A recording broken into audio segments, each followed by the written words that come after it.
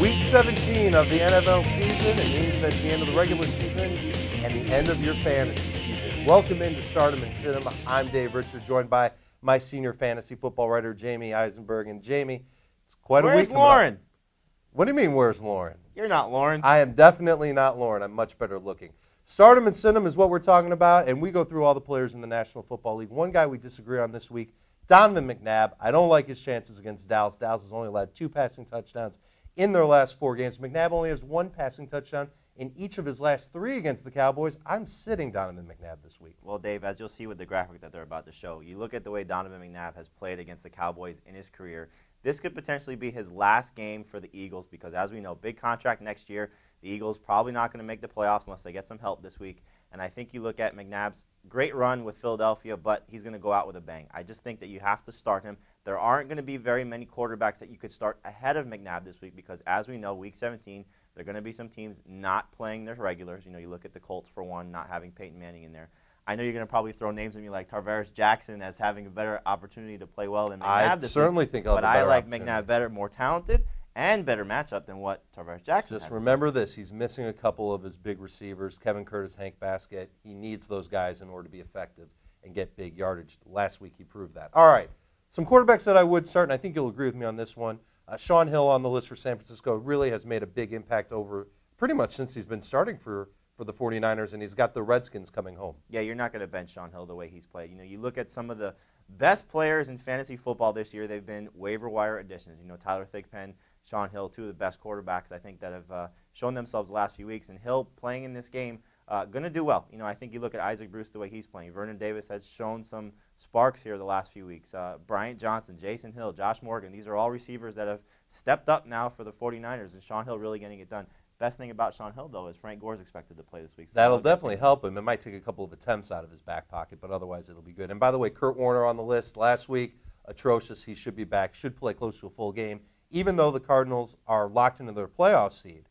Now, other teams that are locked into their playoff seed include the Colts, Giants, and Steelers. All 3 of their quarterbacks not expected to play a full game. Eli Manning might have a shot at playing a full game, but still doesn't have a great matchup playing at Minnesota.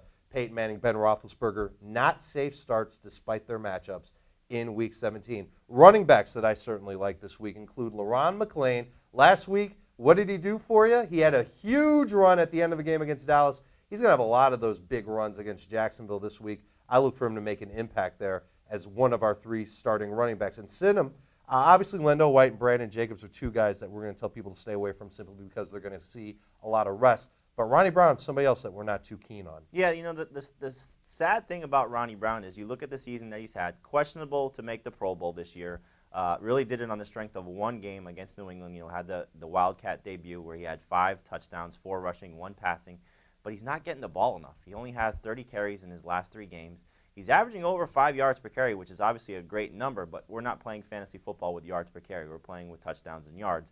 He has no touchdowns over that span, losing carries to Ricky Williams, Patrick Hobbs, even Ted Ginn Jr. had a rushing touchdown last week against the Chiefs. So you look at Ronnie Brown, imagine what he would have done with at least 20 carries on a given basis. You know, he only has 20 carries twice this year. Right. That's not exactly good from production. He's been successful, 10 touchdowns on the season, but still, you'd like to see what he could do if he'd been given 20 carries on a weekly basis. And we've got Ricky Williams ranked ahead of him in our rankings this week. So if you've got Ricky and Ronnie, you should go with Let's Ricky not Williams. forget also that the Jets' run defense, even though they've struggled a little bit recently, they're still very good. Let's also not forget that Drew Brees is going for Dan Marino's passing record in a single season. He's 402 yards shy, and that means all those Saints wide receivers should be starting in Week 17. This does include Devery Henderson. Jamey, you know as well as I do, he plays great at home. He plays great at home. He also had a good game against the Panthers on the road the first time that they met. You know, I think you look at Henderson, not going to get you a lot of catches, but he's the deep ball threat. You know, he's going to be the one that gets you probably 80 to 90 yards receiving, had 90 yards plus receiving last week.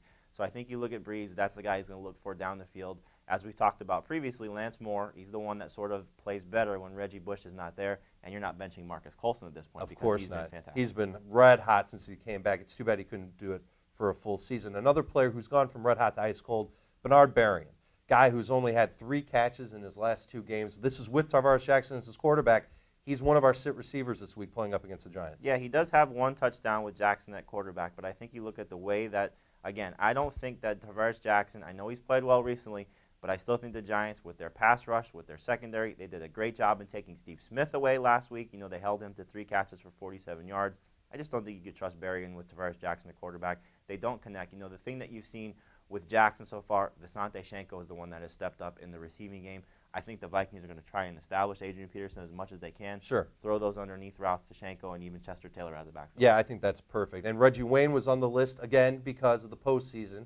Colts not expected to play their starters for a long time. A lot of storylines in Week 17. If you want to catch up on all of them, tune in to see this guy on Fantasy Football Today, Sunday, 11 a.m. Eastern.